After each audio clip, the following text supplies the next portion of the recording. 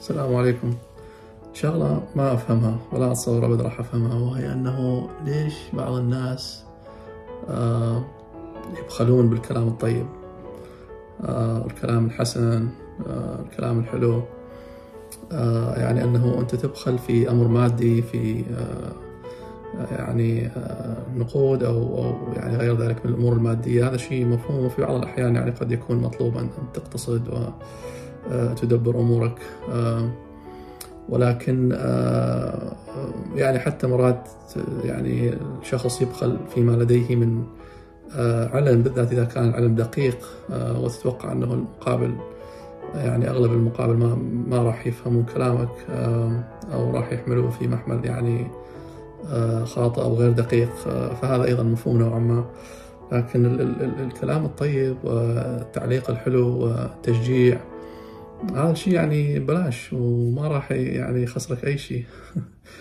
أستغرب، يعني أشوف أنه بعض الناس صعب عليهم ينطون أي تعليق أو يسمع المقابل، أو في بعض الأحيان حتى يعني المقربين، الأولاد، الزوجة، كلام طيب وكلام حلو.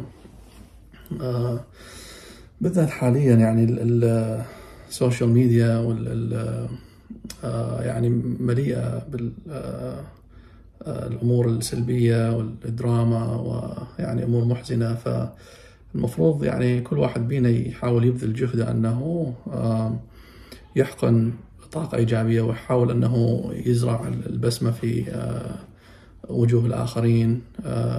تعليق يعني جميل ما راح يضرك شيء، تشجيع لأي شيء تراه يعني أنه المقابل يعني إذا يحاول يسهم بسامات على قدر طاقته، وعلى قدر إمكانيته أو إمكانياتها. فلا بأس من التشجيع. أنا برأيي أتصور هذا يعني في أغلب الأحيان هو تعود، وأيضا في جانب يعني مجتمعي. جزء المجتمع ما يساعد على هذا التصرف، ولكن حتى تحارب ذلك يعني ممكن أنه بالتدريج تحاول تعود نفسك على أنه دائما، أو مثلا على الأقل في اليوم أو في الأسبوع، تعطي 3 4 أو 5 تعليقات يعني جميلة. هذا طبعا حتى إذا ما يفيد المقابل راح يفيدك أنت نفسيا. راح تشعر بالطمأنينة، السلام الداخلي، وأيضا فيه أجر أكيد. الكلمة الطيبة صدقة، ولا تحقرن من المعروف شيئا ولو أن تلقى أخاك بوجه طليق.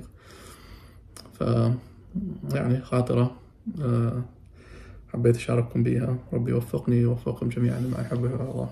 السلام عليكم.